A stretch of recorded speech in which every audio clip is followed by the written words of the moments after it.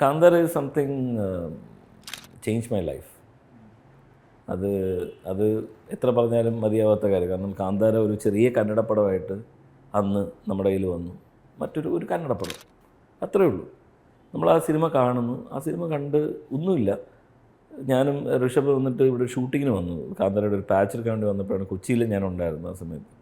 എന്നെ വന്ന് അടുത്ത നമ്മുടെ പടമാണെന്ന് കണ്ടു നോക്കുമെന്ന് പറഞ്ഞിട്ട് അങ്ങനെ ഹാർഡ് ഡിസ്ക് ഒന്ന് കണക്ട് ചെയ്ത് സ്റ്റുഡിയോയിൽ നിന്ന് കാണുന്നു. അന്ന് കിട്ടിയൊരു ഹൈ മൊമെൻ്റ് ഉണ്ട്. അതായത് ആ ക്ലൈമാക്സ് കണ്ടു കഴിയുമ്പോൾ ഞാൻ ഓടി വന്ന് ഞാൻ ഋഷഭിനെ കെട്ടിപ്പിടിച്ചിട്ട് ഞാൻ പറഞ്ഞു, ഇതിന് നാഷണൽ അവാർഡ് കിട്ടിയില്ലെങ്കിൽ നാഷണൽ അവാർഡുള്ള വിശ്വാസം തന്നെ ഞാൻ ഉപേക്ഷിക്കും. കാരണം ഇത് തന്നേ പറ്റൂ. എന്ത് പടം, എന്താ ചെയ്തു വെച്ചിരിക്കുന്നത് ചോദിച്ചു.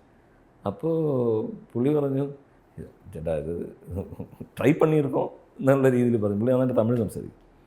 അപ്പോൾ ഞാൻ പറഞ്ഞു, എന്തുകൊണ്ട് പാൻ ഇന്ത്യ ആക്കിയില്ല? ഇത് പാൻ ഇന്ത്യൻ സിനിമയല്ലേ, ഇത് എന്തുകൊണ്ട് ഇല്ല അറ്റ്ലീസ്റ്റ് മലയാളത്തിലെങ്കിലും ഇറക്കണ്ടേ? നമ്മൾ തെയ്യമൊക്കെ നമ്മൾ കാണുന്ന ആൾക്കാരാണ്, അപ്പം നമുക്ക് കണക്റ്റ് ആവും. മലയാളത്തിലെങ്കിലും ഇറക്കുന്നേ. അതൊന്നും വേണ്ട, കന്നഡ പടമല്ലേ, ഇപ്പോൾ ആരും കാണാൻ വേണ്ടിയിട്ട് ഇപ്പോൾ ഇതൊരു പാൻ ഇന്ത്യൻ സിനിമയായിട്ട് നമുക്ക് കൺസിഡർ ചെയ്യാൻ പറ്റില്ല എന്ന് പറഞ്ഞ് ഈ സിനിമ ഇറങ്ങി ഒരു ദിവസം 2 ദിവസം കഴിഞ്ഞപ്പോഴത്തേക്ക് പാൻ ഇന്ത്യൻ സിനിമയായിട്ട് മാറി.